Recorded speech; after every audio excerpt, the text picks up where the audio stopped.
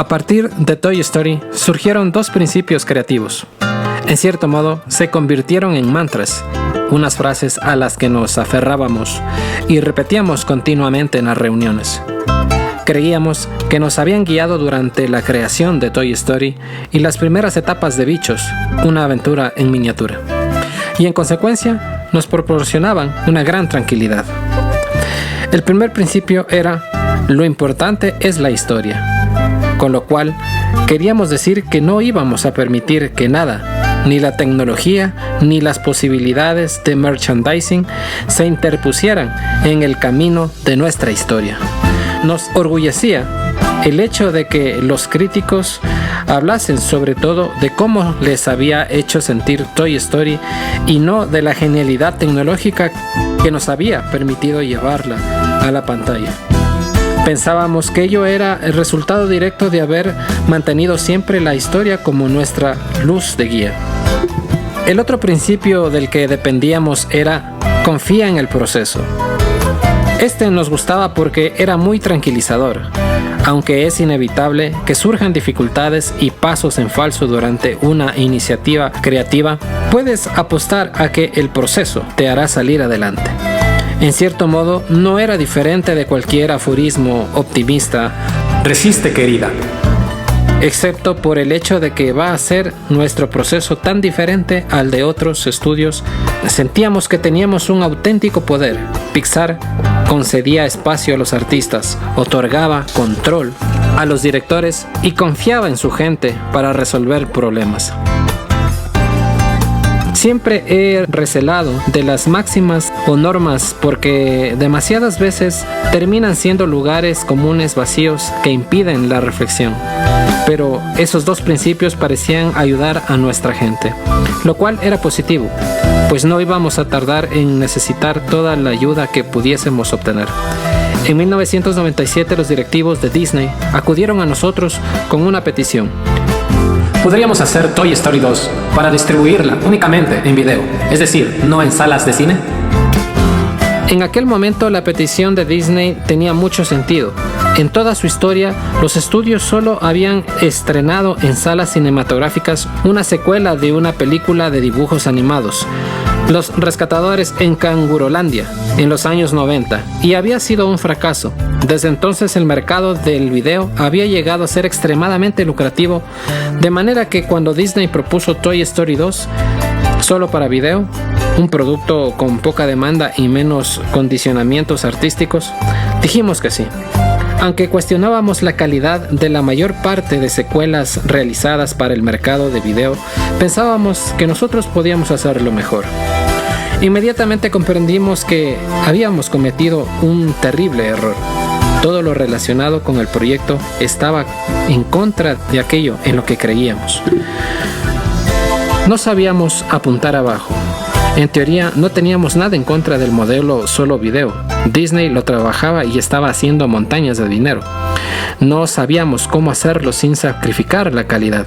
Y todo lo que es peor, no tardó en quedar claro que rebajar nuestras expectativas para hacer un producto solo para video estaba teniendo un efecto negativo en nuestra cultura porque creaba un equipo A, Bichos, una aventura en miniatura, y un equipo B, Toy Story 2.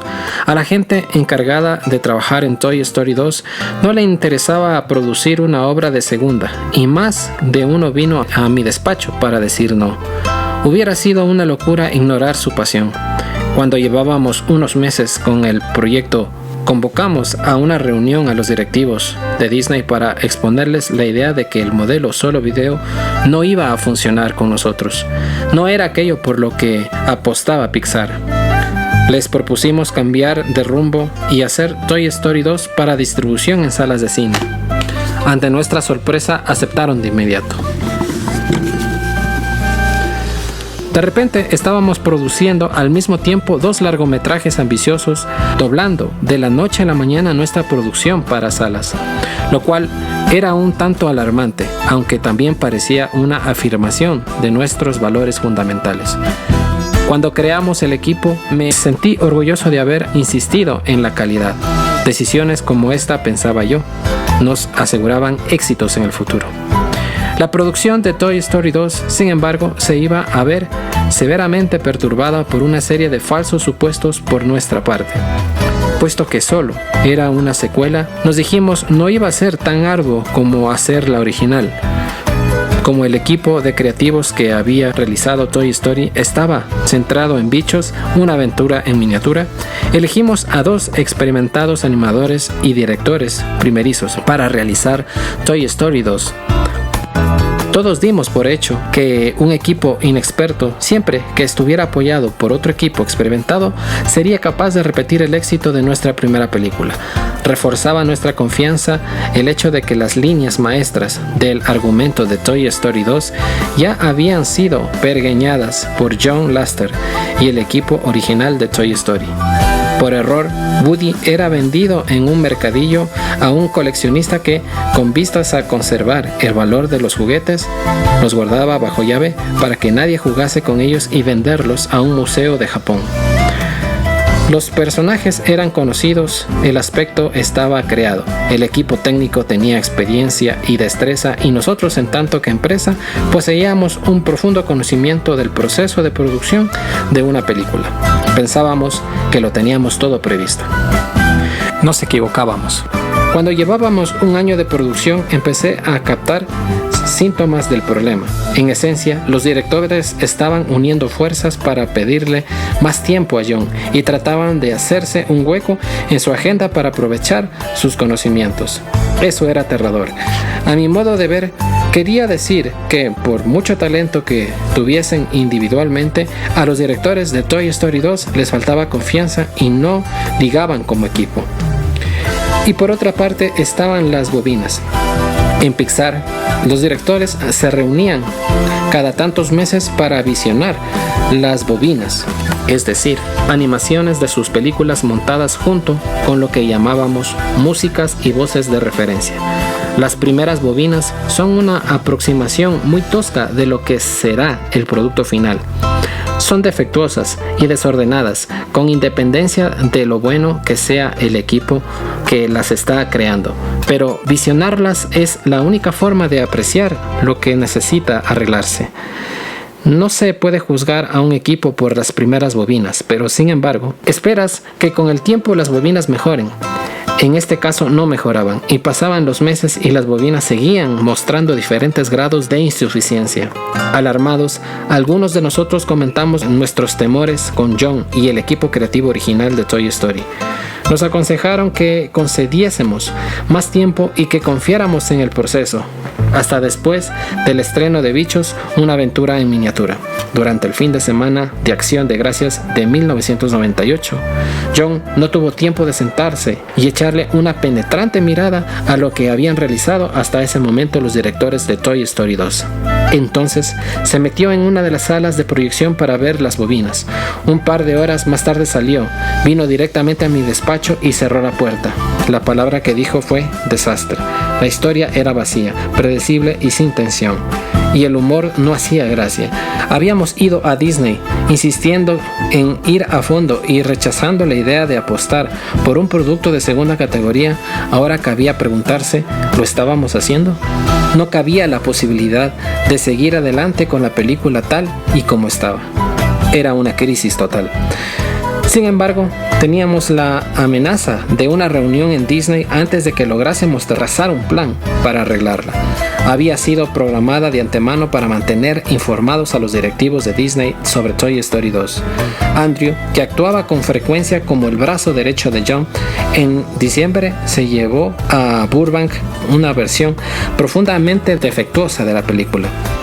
Un grupo de directivos se reunió en una de las salas de proyección y cuando se apagaron las luces, Andrew se mantuvo en su butaca apretando los dientes a la espera de que todo eso acabase. Y cuando se encendieron las luces, entró de lleno el asunto. Sabemos que la película necesita cambios importantes, dijo, y estamos en proceso de realizarlos. Ante su sorpresa, los directivos de Disney no estuvieron de acuerdo. La película era suficientemente buena y encima no había tiempo para hacer una revisión. Se trata únicamente de una secuela. Educada, pero firmemente, Andrew disintió. Vamos a rehacerla, dijo.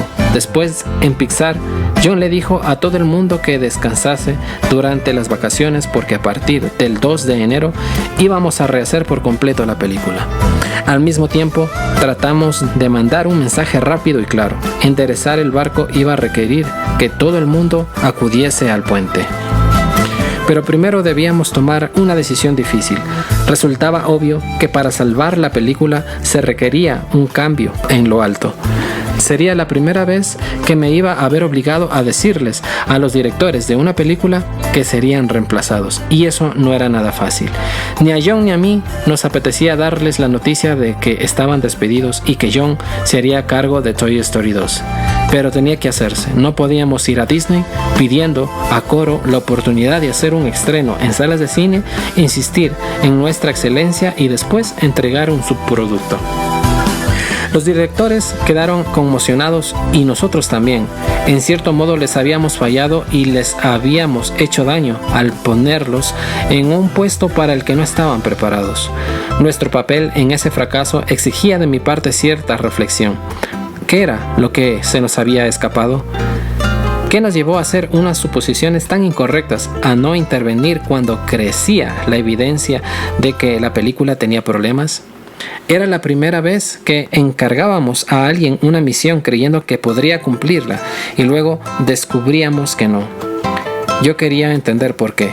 Mientras que daba vueltas a eso, la presión de la fecha de entrega nos obligó a movernos. Disponíamos de 9 meses para entregar la película, un plazo insuficiente incluso para el equipo más experimentado. Pero estábamos decididos. Era inimaginable que no fuésemos a hacer todo lo posible.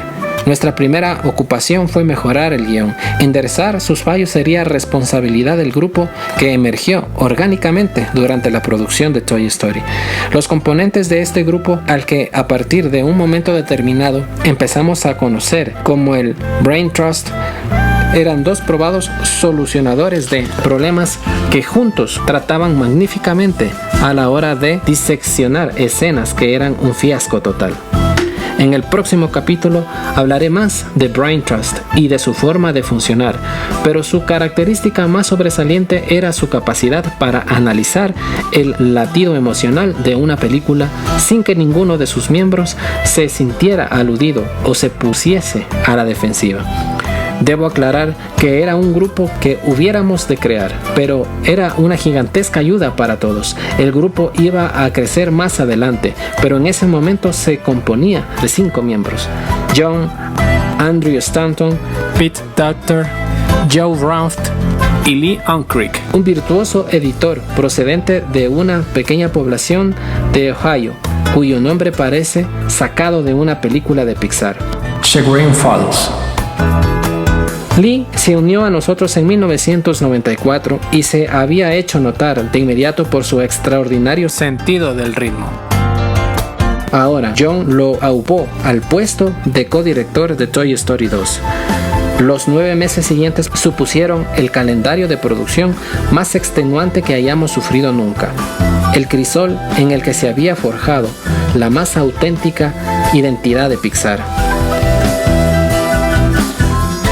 Mientras John y su equipo de creativos trabajaban, yo reflexionaba sobre la dura realidad que teníamos por delante. Estábamos exigiendo a nuestra gente el equivalente cinematográfico de un trasplante de corazón. Teníamos menos de un año antes de que Toy Story 2 fuese estrenada en los cines.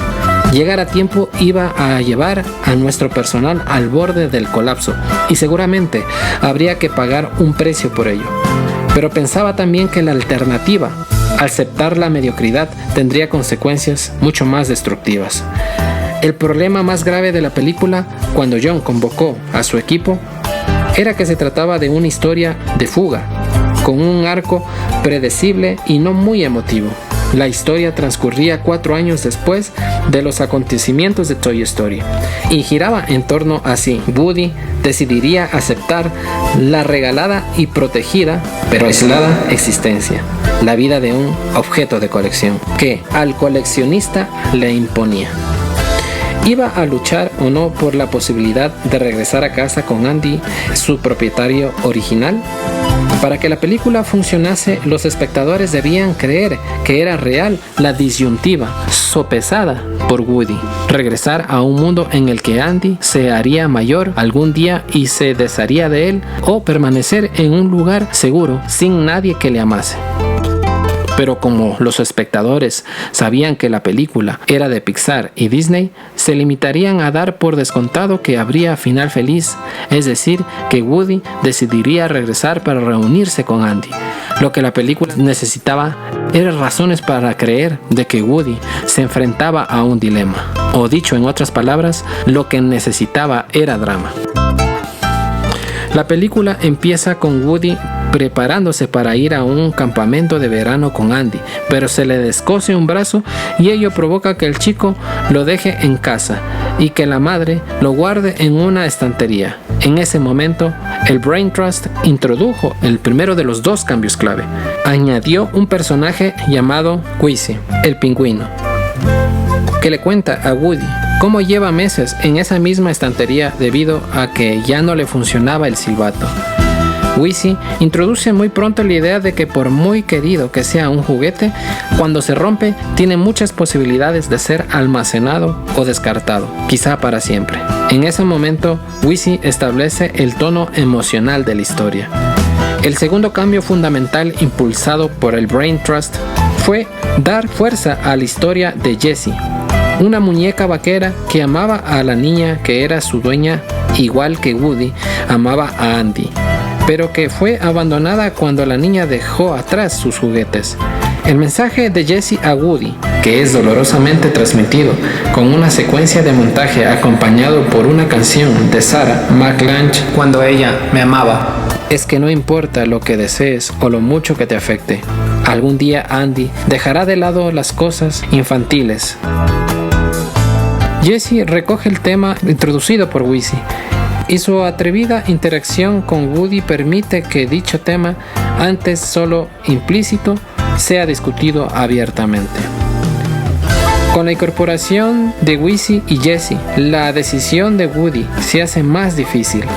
Puede quedarse con alguien a quien ama sabiendo que finalmente será descartado, o puede volar a un mundo donde se vería protegido para siempre, pero sin el amor para el que fue hecho. Esta es una auténtica elección, una cuestión real. La forma en que los miembros del equipo creativo se lo plantearon unos a otros fue: ¿tú optarías por vivir para siempre sin amor? Cuando llegas a sentir la agonía de esa encrucijada, tienes una película. Aunque Woody elija finalmente a Andy, lo hace consciente de que con ello se garantiza una tristeza futura. No puedo impedir que Andy se haga mayor, le dice a Stinky Pete, el buscador de oro, pero no me lo perdería por nada del mundo. Con la historia replanteada, la empresa al completo se reunió una mañana en el comedor del edificio que habíamos alquilado al otro lado de la calle, donde estaba el almacén primitivo de Point Richmond. El nombre de ese anexo que habíamos ocupado cuando creció la empresa era Frogtown. Estaba sobre un antiguo pantano. En el momento adecuado, John se dirigió a la cabecera de la sala y les expuso a nuestros colegas la nueva línea argumental de Toy Story 2, más emotiva y cautivadora, y fue aplaudido al acabar. En otra reunión más reducida, con solo el equipo de Toy Story 2, Steve Jobs dio su aprobación. Disney no cree que vayamos a lograrlo, dijo, de manera que demostrémosles que están equivocados. Entonces empezó el gran lifting. Durante los 6 meses siguientes, nuestros empleados vieron raras veces a sus familias. Trabajábamos hasta altas horas de la noche, los 7 días de la semana. Pese a las 2 películas de éxito, éramos conscientes de la necesidad de ponernos a prueba y todo el mundo dio cuánto tenía. Con varios meses todavía por delante, el personal estaba exhausto y empezaba a decaer. Una mañana de junio, un artista totalmente agotado vino en coche a trabajar con su hijo atado en el asiento de atrás. Su intención era dejar al niño de camino en la guardería. Más tarde, cuando llevaba varias horas trabajando, su esposa, también empleada de Pixar, le preguntó cómo le había ido en la guardería, momento en el que cayó en la cuenta de que había dejado al niño en el hirviente aparcamiento de Pixar. Fueron corriendo y encontraron al niño inconsciente y de inmediato lo rociaron con agua fría.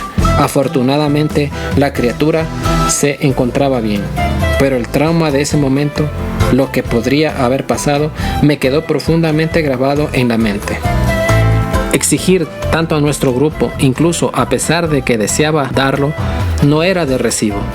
Sabía que el camino iba a ser duro, pero hube de admitir que nos estábamos cayendo a pedazos. Cuando se completó la película, la tercera parte del personal sufría algún tipo de enfermedad profesional. Al final cumplimos con la fecha de entrega y estrenamos nuestra tercera película. Los críticos destacaron entusiasmados que Toy Story 2 era una de las pocas secuelas que había mejorado el original, y los ingresos en taquilla sobrepasaron los $500 millones. Todo el mundo estaba absolutamente quemado, pero también existía la sensación de que pese a tanto sufrimiento, habíamos realizado algo importante, algo que iba a definir a Pixar durante los próximos años. Como dice Lee Unkrich, hicimos lo imposible, hicimos todo lo que el mundo dijo que no podríamos, y lo hemos hecho espectacularmente bien. Eso fue el combustible que nos ha seguido impulsando.